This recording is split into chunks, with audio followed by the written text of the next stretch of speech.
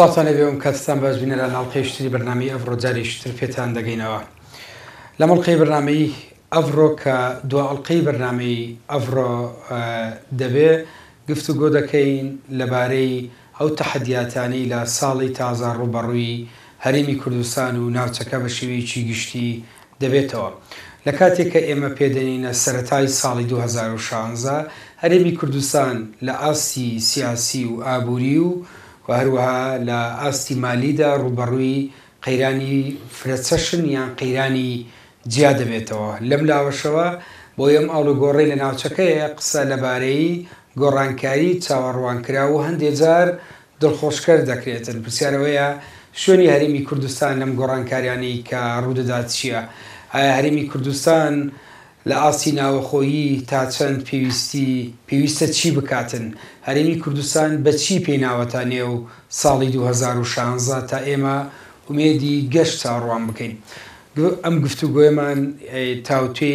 لەم گفتوگوۆیە تاوتوی ئەم پرسیاران دەکەین لەگەڵ بەڕێز دکتۆر محمود عوسمان سیاسەتمەدار و ئەندامی پێشووی پەرلەمانی عێراق. دکتۆر سڵاو دەبێ ئەم کاتت باش. زۆر سڵاو بەخێر بێن. دکتۆر بە تێگەیشتنی ئێوە ئەو تەحەدیاتانەی لەم ساڵ ڕوبەڕووی هەرێمی کوردستان دەبێتەوە چین؟ وڵای ئەو تەحەدیاتەی کە ڕوبەڕووی هەرێمە بنەوە طبعاً یەکەمین ئەوەیە کەوا باری ئابووری خەڵق و ژیان و موچە و خزمەت گوزاری ئەو شتانە بەڕێی من گرنگترە لە هەموو شتێک، چونکە ئەوە هەموو هاوڕاتیەک پەیوەندی پێوەی هەیە، هەموو هاوڕاتیەک.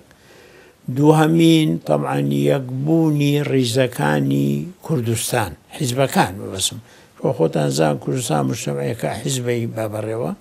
ئەو حیزبانەیە یەکگرتوو نین، وەکو پێشەکی ناکۆیکی زۆر هەیە لە بینیان. 2015مان بەڕێ کرد بە ناکۆیکێکی زۆرەوە لە ڕووی یاسایی، لە ڕووی سیاسی، لە ئیداری هەموو نەوەیە. ئەوەش طبعاً تەحەدی گەورەی بێ حەلی بۆ بدۆزنەوە. سێهەمین تەحەدی ئەوەیە کەوا کێشەکانمان لەگەڵ وەغا هیچی حەل نەبووە تا ئێستا و هەر گفتوگۆش نەکرا 2015 تقریباً، یعنی ئەوەشە بێت چارێکی بۆ بدۆزێتەوە. ئایا تۆ گفتوگۆ ئەەکەی نایکەی چی ئەتوانی بکەیت چی ناتوانی، هەتا کە بوجەش پەسەندکرای عێراق کەس لەوێ نەبووی ئێمە مەسەڵەن بچێ نوێنەری هەرێموانە. طبعاً تەحەدی چوارەم و ئەویش گرنگە زۆر، یعنی ئەتوانم بڵێم تا چه حەدێت تۆ لەسەر ئاستی نێونەتەوەیی کێشەکەت پێشکەوتووە. طبعاً تۆ بەرەنگار بووی داعشت هەیە کە پێشمەگە قارەمانان بەرەنگاری بووە، شەیدیان داوە، طبعاً زۆر گرنگە ئەوە و ئەوە ناوی کوردی بەرز کردوتەوە، ناوی کوردستانی بەرز کردوکە تاسیری هەبوو. کورد لە هەموو پارچەکان هاتوون شەڕیان لەگەڵ داعش کردووە، لە ڕۆژاوا شەڕەکان لێرە ئەیکەن. ئەوە بووە بەهۆی ئەوەی کەوا تۆ ئەو شەڕی لەگەڵ تێرۆرێکەی ناوبانگی کوردی زیاتر کردو، بەڵام لە ڕووی سەربازیەوە، لە ڕوویینەوە، بەڵام طبعاً هێشتا ماوە کە تۆ بتوانی ئەو سەربازیە تەحویل بکەی بۆ شتێکی سیاسی، دەستکەوتی سیاسی دەبێ، پشتیوانی بۆ کێشە سیاسیەکەت پیا بکەیت، وەکو میلەتێ وەکو دەتەوەیە کە مافی چارنووست هەیە.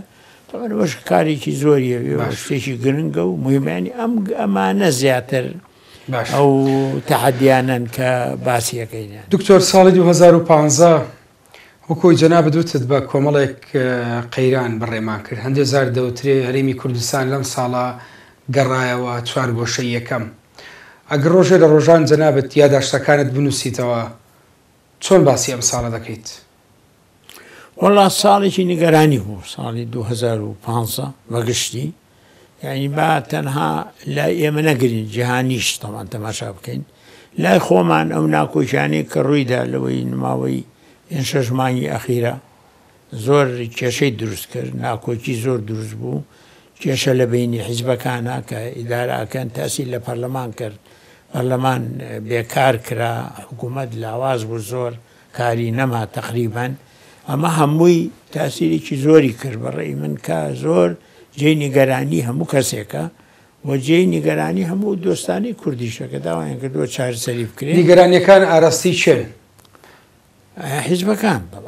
مەسئولی ئیشەکان حیزبن، پەرلەمان عایدی حیزبەکانە، حکوومەت عایدی حیزبەکان، سیستەمی ئێمە حیزبیە وەکو خۆتان دەزانن. ئەمە یەک دووەمین لەسەر ئاستی جیهانیش وەتایبەتی ناوچەی ئێمە بوونی داعش و بەردەوامی داعش و تاوانەکانی داعش ئەوەش نیگەرانیشی زۆری دروست کردووە خوێنی ڕشتووە کێشەی دروست کردووە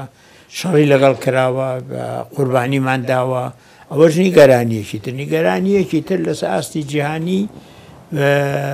پیسبوونی ژینگە ئەوە زۆر نیگەرانیشی گەورەیە موچە خەڵق باسی نەکە هەر باسی سیاسەش دەکەن ئەوە طبعاً ئاڵوودەبوونی ژینگە گەورەترین کێشەیە ئەو هەموو ڕئیسی دەوڵەتان لە پاریس کۆبوونەوە باسکردنی بۆ ئەوەی بریار بدەن بریاریشاندان ئەزام جێبەجێکرایانە زۆر گرنگەوە وا تاسیری زۆر لە ئێمەش کردووە لە هەموو ئێمە بەهۆی پیسبوونی ژینگەی سیاسیمان فریاکەوتین باز لە پیسبوونی ژینگەی سروشتیمان نەکرا حتا زینگەی سروشتی ئێمە بەعزێکی بەهۆی کیمیاوی بەهۆی یۆرانیۆ بەهۆی ئەوەشەوە پیس بووە هەربوو شت طبعاً چوارەم یعنی ئەوی کە طبعاً تەحەدیەکی یعنی جێی نیگەرانیە زۆر لە عالەما دابەزی نرخی نەوت بە شێوەیەکی چاوەڕوان نەکراو زۆر دابەزی طبعاً و ئەوەش تاسیری کردووە لە ئابووری ئێمە لە ژیانی ئێمە لە پاری ئێمە لە هی عێراق لە هی زۆر وڵات کەوا ئەتیمادی ئەساسیان لەسەر نەوتە طبعاً ئەمانە هەموو نیگەرانین مەسەلا هەریە لەبەرەوە بۆیە پێ ئەڵێن وەک ساڵێکی نیگەرانی تەماشایەکە ومێدەبارین لە 2016 بتوانری هەندێک لەو کێشانە چارەسەر بکرێ لەسەر ئاستی خۆمان لەسەر ئاستی ناوچەکە لەسەر ئاستی جیهان بۆی خەڵق ئاسوودەتر بێ وەزعی باش دەکرا ئێمە بۆ هەموو قەیرانەوە پێنێنە ناو ساڵی 2016 مەبەستمە ئەوەی ئێمە لە ڕابردوو تووشی بووین بە تایبەتی لەسەر ئاسی هەرێمی کوردستان ئەمانە سوتفە بوون؟ نەخێر ئەکرا زۆر بە ئاسانی وەش ئەگەر حیزبەکان بیانویستایە ئەو کێشانەی ئێمە لە بینی حیزبەکان دروست لە کوێوە دەستی پێکرد لە ڕۆژی 23 شەشی 2015 کۆبنەوەکەی پەرلەمان کە دروست کە پەرلەمانی لەت کرد نیوە تەئیدی کرد نیوە زدی بوو دەکرا نەکراوەش بەدەست خۆمان بوو بیکەین یان نەیکەین بەڕێی من ئەو کۆبوونەوەی ڕاستە یاسایی بوو ڕێژە یاسایی هەبوو قەیناکە بەڵام تۆ پەرلەمانت دروست کردووە و سەرۆکاتی پەرلەمان هەڵبژێردە ئاساسی تەوافق لەسەر ئاساسی ڕێکەوتن لەگەڵ یەکتر دەبوو ئەو جەلسەیەش حسابی ئەوە بکرێتایە لەوێەوە کێشەکان دەستیان پێ سەرۆکایەتی پەرلەمان مامەڵەیەکی دروستی یان مراعاتی ئەم بارودۆخە ناسکەی هەرێمی کوردستانی نەکرد؟ نەخێر مراعاتی تەوافقەکەی نەکرد خۆی بە تەوافق هەڵبژێراوە خۆی نەو دوو دەنگ هێناوە وەختی کە هەڵیان بژار جگە لە یەکێتی هەموو دەیان بۆدا دەبوو مراعاتی ئەو هەڵبژار نەشبکە ئەو دەنگ سەرۆکایەتی هەمویان نەکرد یەکێ بە تەنها بەڕێی من مراعاتی ئەویان نەکرد و زۆریش پیان وتراکە ئەوە نەکەن و تاخیری بکەن و تاجیلی بکەنوانە بەڵام ناکرا مەسەن تۆ فەرزکەین توانیت بریاریش بدەیت سوودی چییە 56 کەس تەئیدی بکە 55 زدی بێ چ بریاری وا بۆ چییە یعنی تەقسیمی خەڵق بۆ بکەیت بە دوولایەنەوە پەرلەمان تەقسیم بکرێ ئەوە لە پاش ئەوە ئیتر ئیجراعات دروستکرا ئیجراعاتەکانی کە پاژەوەکرا هیچی یاسایی نەبوو ئیجراعاتەکانی پاژەوە کاردانەوەکان کەواتە کاردانەوەکان هیچی نە معقول بوو نە یاسایی بوو نە خۆپیشاندان و سووتان و شتەکانی کە شەهید و بنای لێکەوتنە ڕێگەگرتن لە پەرلەمان هەموو هیچی یاسایی نەبوو بەڵام هەمووی لە 23 شەشەوە دەستی پێکردوکە حکوومەتی بنکەفراوان لەسەر بناغەی تەوافق دروست بوو لە ببنا ئیتیفاق بینی خۆیان نەک زۆربە و کەمایەتی دەبوو ئەو بنکەفراوانەیە نەیکەن لە ئەساسا یاخود کە کردیان لە پەرلەمان و لە حکوومەت مراعاتی ئەو ئەساسە بکەن کە لە سەری دروست بوون تا تێک نەچن وابزانم لەوێوە دەستی بێکە لەبەرەوە من ئەڵێم ئەگە بیان ویستای خۆیان حیزبەکان دەیان توانی نەهێڵن ئەو گۆڕانکاریانە بەو شێوە نێگەتیڤە دروست بێ پێشبینی دەکرێت ئەم ساڵ 2016 بۆ ئێمە جیاوازتر بێ مەبەستم بۆ ژیانی خەڵک بۆ ئەو هەموو قەیرانانە ئەوەی ئێستا دەبیندرێ ئەو مؤشر و ئاماژانەی پێمان دەڵێ کە ئێمە هەموو دەرگاکان بەم شێوەیە نزیک نەبنەوە لە داخراوی جیاواز بێ لە ساڵی 2015 جیاوازی 2016 من ئەتوانین بەعزێکی ئەتوانین بیکەین خۆمان بەدەست خۆمان حیزبەکان کۆبنەوە ڕێبکەون و ئیتفاق بکەن تاوانەوە خۆیان دەتوان بیکەن و ئەوە گۆڕانکاریشی گرنگە تاسیرێکی زۆریە بێ بۆ نمونە مەسەلەی پارە و ژیانی خەڵق و موچە ئەو علاقەی هەیە بە هەم بە نرخی نەوت لەملا هەم بە پەیوەندی ئەمە بەغا حەلە بێ ئەو کێشەی هەل نابێ شوێسە بەغا هیچ بۆ نانێرێ ئەڵێ تۆ بێ ڕۆژی 550,000 بەرمیل بنێری لێرە شۆ تاسە نەنێراوە بۆ سۆمۆ یعنی ئەوە مچێنە تاسیری بکە ئەوەژە بێ هەوڵ بێ حەلی بکەی شەر نییە بە دەست خۆت بێ بە تەواوی بەڵام ئەبێ هەوڵی بۆ بدەیت ئەوە نی بکرێ مەسلەی تریش ئەوە کەشتی جیهانیە مەسلەی نرخی نەوتە مەسلەی ژینگەی ئەو شتانە ئێمە ناتوانین بە تەنها باش توانین دەورەی کتاب بەڵام ئێمە ئەوە شتێکی جیهانیە کە بکرێت لەبەرەوە بەعزێکی ئەتوانی تۆ چارەی بکەی بەڵام بەعزێکی تری بەدەستۆ نییە بەڵام ئەبێ هەوڵی بۆ بدەیت دکتۆرەوەی پەیوەندی بە بواری ئابوووریەوە لە کاتێککە ئێمە گفتوگوۆ دەکەین ئێستا حکوومەتی ئیتلافی 5 حەزبەکە 5 موچەی 4 مانجی فەرمانبەران قەرزارە هەموو پرۆژەکان ڕاوەستاوە بەشێکی زۆری هەزارەها کرێکان ڕەوانی ماڵەوە کراونەتەوە خەڵکێکی زۆر کە بارودۆخی لەو پەڕی خراپیدایە کۆمەڵێک ئیجرعات حکومت کۆمەڵێک ئیجرعاتی کرد لەم لاوە شتێک ڕاگەندرە ناویان لێنا چاکسازی چەند سەردانێک بۆ تورکیا کرا چەند گرێ بەستێک کرا ئێستا قسە لەسەر گرێ بەستی تریشەکرێ حکومت مۆفەق بوو لە هەنگاوەکانی بۆ چارەسەرکردنی قەیرانەکە نەخێر تا ئێستا مۆفەق نەبووە لە هەنگاوشکە وەختی ئەتوانی بڵێ مۆفەق بوو کە موچە بدرێ کە خزمەت گوزاریەکان بگەڕێنەوە کە ئەو هەموو پرۆژە و ئەو شتانەی هەیە وەکووتە زۆر کەس نێرە ئەوانە چارەسەر بکرێتکە خەڵق ئەوەیە بێ زۆربەی هەرە زۆری خەڵق لای گرنگە موچەی هەبێ لای گرنگە پرۆژەی هەبێ لای کاری هەبێ ئەو شتانە نەیتوانیەوە تا ئێستا چکە نە لەگەڵ بەغا توانرا کێشەکان حەل بکرێ وەنا توانیشمان بەهۆی ئەو نەوتەی کاینێری لە تورکیا بۆ دەرەوە کێشەمان نرخی بوو بە 1/3 یعنی ئەوەش تاسیری هەبوو مەسەلا ئەوە نییە بڵێ هەمووی خەتا حکوومەتە خەتا ئەوەش هەیە لەبەرەوە من قەناعەتم وایە نەخێر نەیانتوانیوە ئەوە جێبەجێ بکەن وەکو پێویستە و نەشیان وتووە کە ناتوانن دەبوو شەرحی بکەن بە وردی بۆ ناتوان هۆی چییە لەگەڵ بەغا چییە لەگەڵ ئەولات چییە زۆر بەڕوونی شەفافێتی تاوانە بۆ تا عالەمەکە هەمووی تێبگا هۆکارەکانی چییە بۆچی کامی خەتای ئێمەیە کامی خەتای زروفی ترە لەبەرەوە بەڕێی من موافق نەبوون لەو ئیشە نەخێر باش دکتۆر پرۆژەیەک حکومەت لە کۆتایی 2015 چەند ئیجرعاتێک ڕاگەیاندرا دوو ڕەئی هەبوو ڕێیەک پێیوا بوو کە بەخەدەوەی ئەمانەی ڕاگەیاندراوە ئیجرعاتی تەقەشوفین یعنی دەستگرتنەوەیە بۆ ئەو کورتێنانەی کە بەبەرداوام لە میزانیا ڕوویداوە کەمتر بووە هەندێشتر پێیوا بوو کە چاکسازیە پێ وایە ئەمانە چین یان بۆچی حکوومەت ناتوانێت چارەسەری ئەم قەیرانە بکاتن ڕۆژ بە دوای ڕۆژەم قەیرانە هەر بەردەوامە بێ وابزانام ئەوەی کە کرا تا حەدێن دێ چاکسازی لە ڕووی ئابووری و یعنی موچە و دەرماڵە و ئەوانەوە بەڵێ باشەیان ناڵێن خراپە بەڵام ئەمە تەنگا هەنگاوێکە ینی بە هەنگاوی تری لە دوابێ ئەم پێشما بە چاکسازی سیاسی هەیە چاکسازی ئیداری چاکسازی ئابووری هەموو جۆرە چاکسازیە مەسەلە هەرەوە نییە لەبەرەوە ئەگەر هەنگاوی تی بە دوابێ ئەتوانن وە لە عینی وەختی شاڵەی بۆچی حکومەت ناتوانێت دوو هۆکاری هەیە هۆکارێکی ئەوەیەکەوە ئەتیمات هەمووی لەسەر نەوتە و نەوتیش نرخی زۆر زۆر دابەزیوە هۆکارێکی تریشەوەیە کەوا لە ناو حکوومەتا خۆی نەیانتوانێت چاکسازیی وا بکەن سەرفی پارە کەمتر بێ بندیوار کەمتر بێ ژیانی خەڵق چاکتر گەندەڵی بە هەدەردان گەندەڵی تەڵعاان کەم بکەنەوە ئەمە نەکراوە وەکو نەیانتوانی وەکو پێویستە بیکەن نەسێمە دەستگای دژی گەندەڵیمان هەیە ئەوی پێڵێن نەزاهی چی کراوەتا هیچ نەکراوە بەسەر هەیە ئێمە تەنیا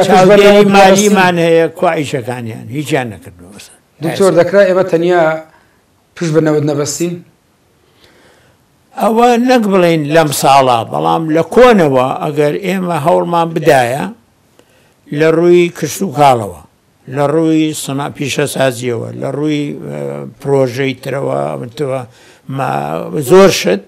وردە وردە دەبوو پشبەسم بە نەوت کەم بێتەوە کەواتە بەشێکی ئەم قەیرانە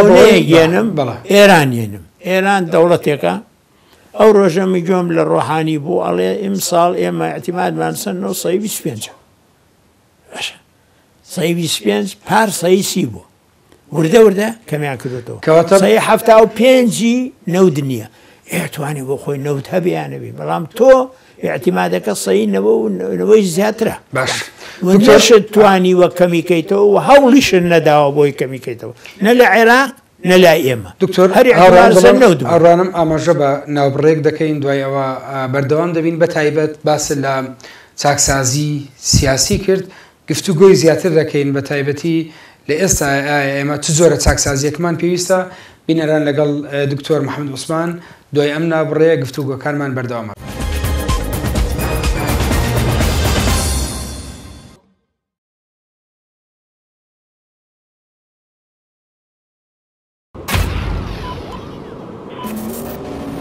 Focus on the common goal of destroying ISIL.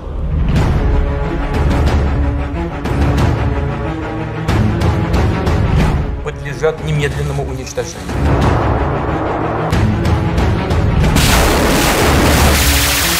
Bu ülke makamlarının açıklamalarından sonra anlaşılır.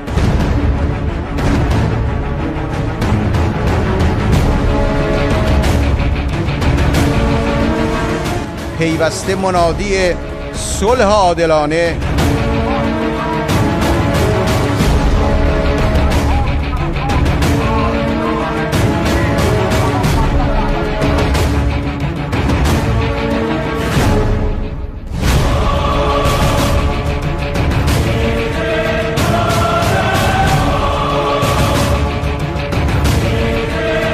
پیوسته منادی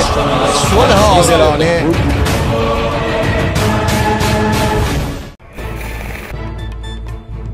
گالتە بە چارەنووسی ئەم میلەتاکەن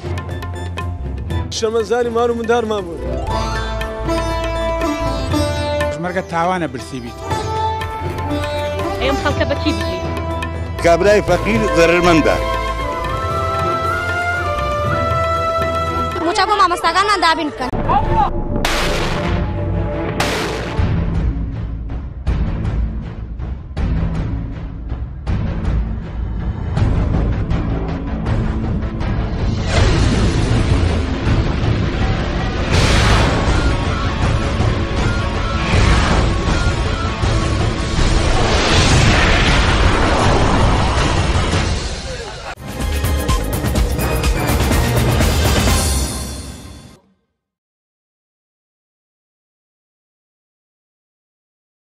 جارشتی سڵاتان لێ ببینەران گفتوگۆکارمان لەگەڵ دکتۆر محەممەد عوسمان بەردەوامە لەبارەی ئەو تەحەدیاتانی لەم ساڵ لە ساڵی 2016 ڕوبەڕووی هەرێمی کوردستان دەبێتەوە. دکتۆر پێش ناوبڕەکە باسمان لەو با بڵێن گرفتانە کرد کە هەرێمی کوردستان لە ماوەی ڕابردوو یان بێپلانی کە جەنابەت پێ دوابوو بەشێکی قەیرانەکە پەیوەندی بە بێپلانی وایە لە ماوەی ڕابردوو کە نەیانتوانیوە بیکەن تەنیا پشت بەنەوت بەستراوە. باس لەگەڵ ئەم هەنگاوانەی حکوومەت باس لە ضرورەتی چاکسازی سیاسی کرد. ئێستا لەگەر ئەم هەنگاوە زۆر بازە چاکسازی سیاسی ئەکرێ مەبەست لە چاکسازی سیاسی چییە؟ چاکسازی سیاسی طبعا خۆتان نەزان یاساییشی لەگەڵە ینی بێ لە ڕووی یاساشەوە دەڵێن شتەکان یاسا سەروەر بێ ئەگەر بتوانین لە کۆموانیە طبعا لە کۆمەڵگای ئێمە. دووەمین حیزب لە خزمەتی میلەتا بێ نەک حیزب بێ بە ئەساس و میلەت درشتێکی سانەوی. سێهەمین سیستەممان پەرلەمانی بێ بەڵام کە بەڵی پەرلەمانی دەبێ ئەوانەی سەرکردەی حیزبەکانن ئەندام من لە پەرلەمان لە دنیا بڕۆ هەر سیستەمی پەرلەمانیە بینی هەموو سەرکردەکان ئەوی بریار بەدەستن لە ناو پەرلەمانن لەبەرەوە پەرلەمان مەرجع ئەو جێبەرەوە. لای ئێمە ئەوێ سیستەم پەرلەمانی بێت کادری دەرەجە 3 و 4 ئەنێتە پەرلەمان هیچ شتێ ناتوانێت بکا بێ ئەمری حیزبەکەی چۆنە بێ پەرلەمانی. طبعا ئەوەشە بێت چاک بکرێ لە انتخاباتی ئایندا بەڕێی من هەمیشە وتمە کاری سەرۆکایەتی بە حەل بکەین ئەو کێشەی کە پێڵێن کێشەی سەرۆکایەتی یا ئەو کێشەی سەرۆکایەتیە یا ئەوەیە حیزبەکان بتوانن شخصێدا بنێن و کاک مەسعود خۆی ئەڵێ من دەور تەسلیمی لەگەڵەکەم ئەگەر یەکێدا بنێن لەگەل لەو باشتر دەستیان بکەوەیەکی تر یاخود هەوڵ بن انتخابات بکرێ انتخابات ئایا پەرلەمان هەڵێ بژێرێ ئایا میلەت هەڵێ بژێرێ طبعا لەو ناحیەوە و لە عینی وەختیشا دەستورەکە بنووسرێت دەستوری ئیقلیم هەرێم ئێمە ڕۆر هەوڵمان داوە لە دەستوری 2005 کە هەرێم دەستوری هەبێ باشین دەستکەوتە ئەمە 10 ساڵە نەیانتوانێ بینووسن ئاخر جار کۆمیتەیە دروست بوو 21 کەس لە پەرلەمان پێش ماوەیەک لە پاشا کاریان وەستا و نەژما و نەژمان زانی بۆ کاری وەستا هەر بەیانیشیان دەرنەکە بڵێ ئێمە لەبەر ئەوە ئیژ ناکەین یا ئیژەکەین با پڕ دەستورەکەی خۆیان بنووسن هەڵبژاردننی سەرۆک پەرلەمانێکە بیلەدەیکا کێیکا کەی ئەبێ چۆنە بێ ئێمە هەمووی چاکسازین لە سیاسەتە دەبێت تۆ کارێکی وا بکەیت سیستەمەکەت ببێ بە سیستەمێک ئیداری خۆی هەبێ حکوومەت هەبێ پەرلەمانە بێت دووەمین یەکگرتنی پێشمەرگە یەکگرتنی وزارەتی ناوخۆ و شۆرتەوانە یەکگرتنی مالیە بە شکڵێک تەواو یەکگرتنی ئاسایش ئەمە هەمووی گۆڕانکاریە دەبێت بکرێن ئەم شتانە ئەگەر نەکرێن معناهەوەیە تۆ هەر حیزبە بخۆی ئیژەکە و حیزبە بەلایەکەوە شتە بەلایەکە و ئەوە دوو ئیدارەیە دوو ئیدارەیە لە دێگەڵە بەو لاوە سەوزە لەم لاوە زەردەوە دوو ئیدارەیە ئیداریە بۆچی کاڵ نابێتەوە دکتۆر جوانایەنەوە کاڵبێتەوە بەرژەوەندی گەورە دروست بووە بەرژەوەندیەکان ڕێگرن لە کاڵبوونەوە ئەو دوو ئیدارە مەبەست لە بەرژەوەندی گەورە خەڵکە یعنی خەڵق و معنی بەرز بوو هەمووی یعنی مەبەست بەرژەوەندی عامی خەڵکی تیە یان نخبەیەکی نەخێر نخبە ئەوی کەوی کە کار بەدەستن ئەجینا بۆ نایکەن پێشتر لە سەرۆکایەتی هەرێم بەیانی دەرکە بێ پێشمەگە بێبێ ئێمە نابێت یعنی چێ مەسە ئەمریکا ڕێگرتووە ڕووس ڕێگرتووە ئێران دکتۆر پێشتریش لە قسەکانت نایکەن لەبەرەوە بەڕێی من ئەمانەن بەعزێ لەوەی کە پێویستن بکرێ بۆ چاکسازی سیاسی ئیداری یاسایی کە هەمووی بەیەکەوە بگرێدراوە ئەگەر ئەمە نەکەی معناهەیە من حیزبێ چم لەگەڵ ئەو دەوڵەت حیزبەکەی کە لەولا حیزبەکەی چێتەوێ حیزبێ چێتە بەغا حیزبێ ناچێ هیچمان بە هیچ نەکرد ئێستا حزبێک دەچێتە بەغا و حزبێک دەچێتە ئەم دەوڵەت و حزبیش دەچێتە ئەم دەوڵەت هەر کەسە بۆ خۆیان وای لاتوە ئێسا نازام کە ئەشمەڵێنەوە لەگەڵ یەک باسی یەکەن کە چونچیان کرد و نازانەوە چونکە کۆبوونەوە ئەم جۆرە مامەڵەیە ئەمنی قەومی ئەوەی پێی دەوتری ئاسایشی نەتەوەی هەرێمی کوردستان ناخاتە بەردەم مەترسیەوە بە دیوێکی تر کاتی ئەوە نەهاتووە سیاسەتی پەیوەندیەکانی دەرەوەی هەرێمی کوردستان دابڕێژدێ لەسەر بنەمای بەرژەوەندی گشتی نەک بە شێوازی تر دەمێکە وەختی ئەوە هاتووە 20 ساڵ لەمە پێش وەختی هاتبوو کە من هەمیشە وتومە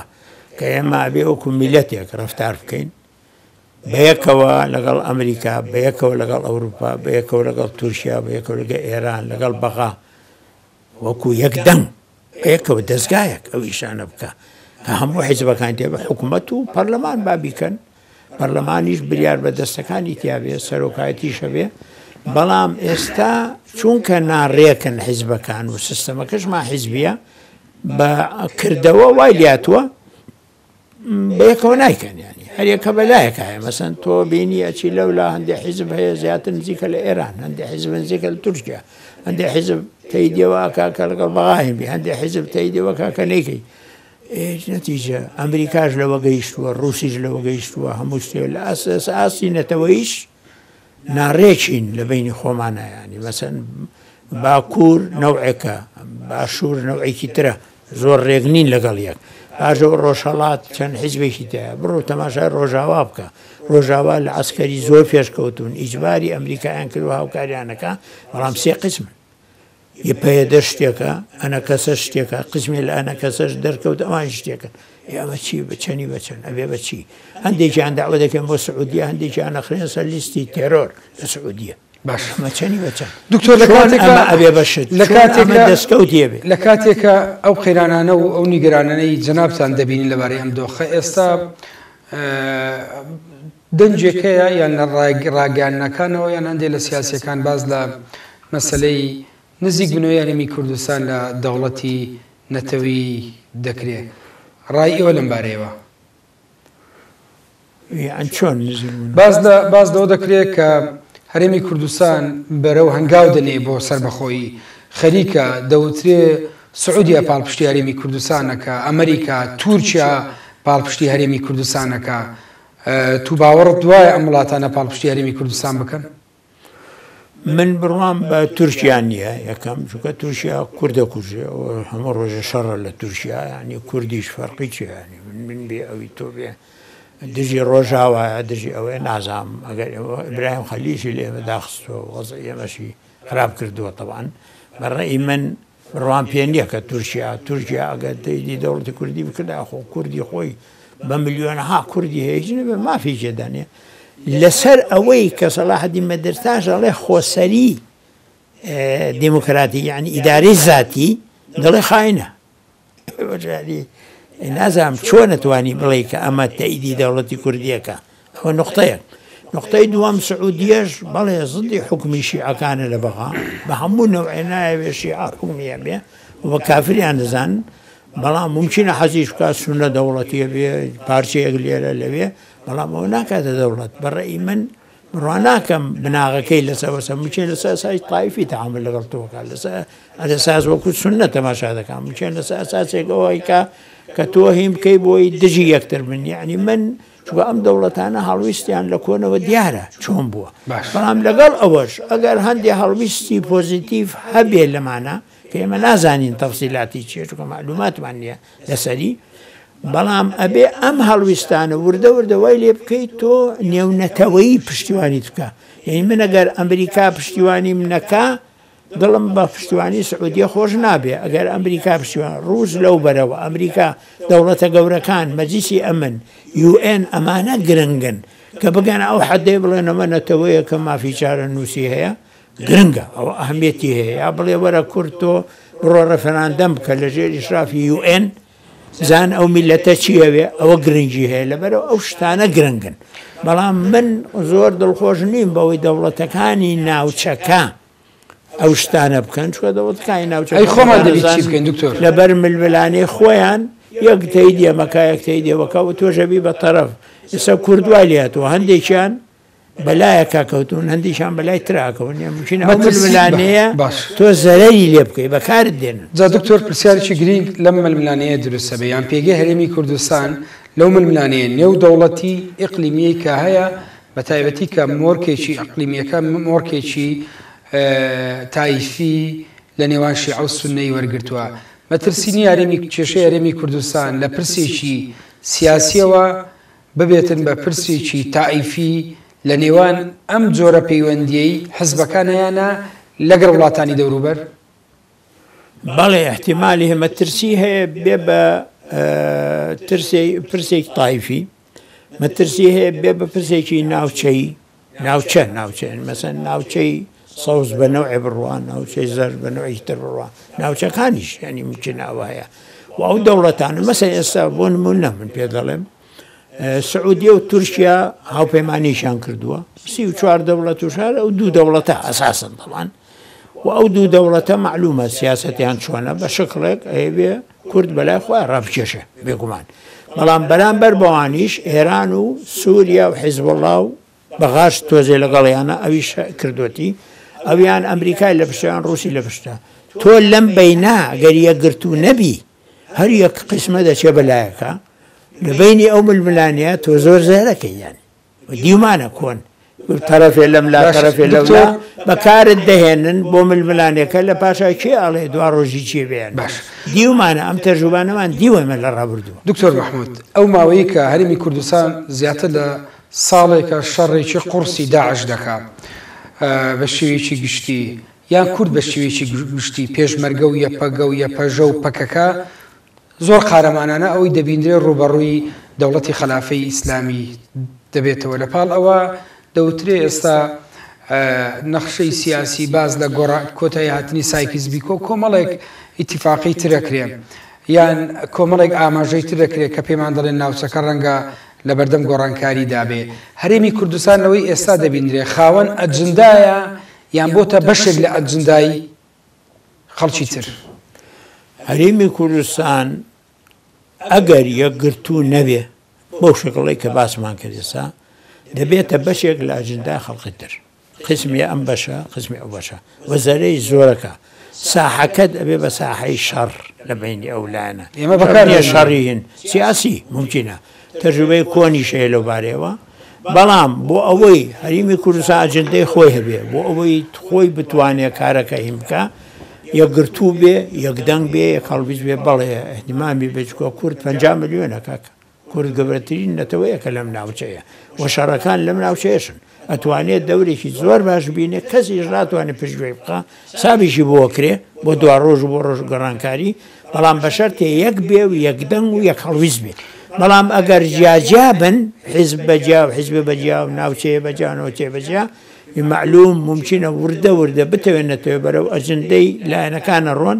و ئەو ململانەی بینی ئەو لایەنانەش زەرەر زۆر لێدەن گەشتبینی بەرامبەر بەوانەی کە ئێستا لە ناوەندی بڕیاری سیاسی نارێمی کوردستان بڕیاری سیاسی دەدەن زۆر بە 2015 ئەگەر تەماشایکەین ناتوانانی بڵێ گەشتبینم شتی سیرماندی بەڕاستی بەڵام هەموو ئێستا باسی یەکەن کە لە 2016 هەوڵی ئەمە ئەدەنەوە دەن مێدەوارین کە ئەوە هەوڵانە وا بێ و مێدمان هەیە و وا بکەن گەشتبین بین لە باش دکتۆر لەبارەی پرسی دەوڵەتی کوردیەوە جملەیەک زۆر جار دووبارە دەکەیتەوە دەڵێ ئێمە زۆر باز لە دەوڵەتی کوردی دەکەین و کەم کاری بۆ دەکەین بەڵێ مەبەست لە چێ لەمە مەبەسم ئەوەیە ئێمە مافی چارە نووس حەقی خۆمانە دەوڵەتی کوردی حەقی خۆمانە دەبێت کاری بۆ بکەین بەڵام چەند زۆر باسی بکەین زەرەرەکەین چونکە تورکیا یەتە سەرخەت ئێران یەتە سەرخەت عەرەبیانە سەرخەت لە عێراق بەغایەتە سەرخەت لێ تێگەدەن لەبەرەوە من شخصی خۆم ڕێیم وایە کەمتر باز بکرێ زۆر کاری بۆ بکرێ بۆ زۆر زۆر باز بکرێ و کەم کاری بۆ بکرێ و خەڵق بکەی بە دوژمنی خۆت و ناهێڵن ئیشەکە لێ تێگەدەن و چی بکرێ بۆی ئێمە یعنی چۆن دەکرێت کەم باسیکەین زۆر کاری بۆ بکەین کاری ئەگرتوو بن و ئەو کارانە چی کە بچنە چوارچێوەی خزمەتی ئەجزای دەوڵەتی دەگرتوو بن بە یەک دەوان بانیشن باسی ئەو مۆزوع بکەن هەنگاو چی بنێن لە دەرەوە چی بکەن بچنە ئەمریکا چی بڵێن لەگەڵ ڕووس چی بڵێن لەگەڵ ئەوروپا چی بڵێن لە ناو چی بکەن چۆن ڕەفتار لەگە بەغا بکەن لەگە تورکیا چی بکەن ئابووری چۆن لە کوردستان بچەسپێنن ئەمانە بناغی دەوڵەت بن دەوڵەت چییە بەڵام طبیعی شەرنی هەمووی بە ئیعلام و بە میدیا ئەوانە کەت زۆر لایەن هەیە لەم ناوچەیە و لە دەرەوەش تێی دیوە ناکە کورد دەوڵەتی هەبێ بە نەوەی کە تەماشایەکە مەسەن ئێرانە لە ئیسرائیلی دووەمە مەسەن ئەوی تر لەو لاوە قساکە لەو لاوە کە زۆر باست کرد ئەوانەیە لە سەر خەر لێ تێگەدەن ئەوەش بێ بزانی لەبەرەوە باسکردنی کەمتر ئیش بۆکردنی زۆرتر ئەوەیە سیاسی ڕاست کە ممکنە بگەێنێ بەشتێ کاتی بەرنامەکەم کۆتایی هەتووە دو پرسیار دکتۆر تکە لە ماوەیەکی زۆر کورد ئەگەر شتێکت مابێ بتوێ ئاماژەی پێ بکەیت دەکرێت لە پاڵ وەڵامی پرسیارەکە ئەوە بدەیتەوە بەڵام دو پرسیار ئەوەیە کە پێ دوای هەرێمی کوردستان ئێستا لە سەرەتای 2016 یعنی بەرەو کوێ دەڕوا قەیرانەکانی پەرلەمان ئەمە پەچی کەوتووە حکوومەت بەم شکلێ سەرۆکە هاتیارێم کێشەی لەسەرە یعنی ئەم کێشانە بەرەو کوێ دەڕۆن من ئومێدەوارم تەمان پیرۆزبای لە هەموو لایەکەکەی 2016 مێدەوارم باشتر بێت لە 2015 ئومێدەوارم لەو بەیانەی کە سەرۆکی هەرێمە دەری کرد یعنی بەیانێک دەرچوو بەیانێکە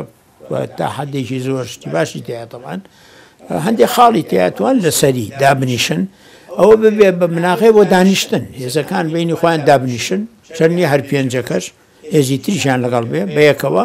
هەموو کێشەکان یەکەیەکە تەماشاکەن ئەو شتانەی کە هەڵە بۆ کراوە 2015 هەر کەسێک کردوەتی بیگۆڕێ سیاست بگۆڕێ بە شێوەیەکی ئەساسی و بتوانن بەیەکەوە هەنگاو بنێن بەرەو چارەسەرکردنی کێشەکان و بەرەو ئەوەی کەوا بتوانن بۆ کورد ساڵێکی باشتر دروستکەن و طبعا ئەو بەدەست ئەوانە چکە حیزبەکان ماڵا دەستن و دەستوری خۆشیان بنووسن هەرێم بێ دەستور نابێ دەبێ ئەو دەستورە هەر بنووسێ بەڵام بەداخەوە ئەوە 10 ساڵە خەریکین تا ئێستا ئەو دەستورش نووسن دکتۆر مەحمەد عوسمان سیاسەتمەدار و ئەندامی پێشووی پەرلەمانی عێراق زۆر سوپاس سەرڕای سەرقاڵیت ئەو کاتت بە ئێمە بەخشی زۆر سوپاس بەخێر بن بینەران بەم زۆراتمە کۆتاینا بە مەڵقەی بەرنامەی ئەڤڕۆ کە ئەمە دوا ئەڵقەی بەرنامەی ئەڤڕۆ دەبێ لە ڕۆژانی داهاتوو لە چوارچێوەی پرۆگرامی تازە بە شێوازێکی تر لە گفتوگۆ و لە کارەکانمان بەردەوام دەبین تا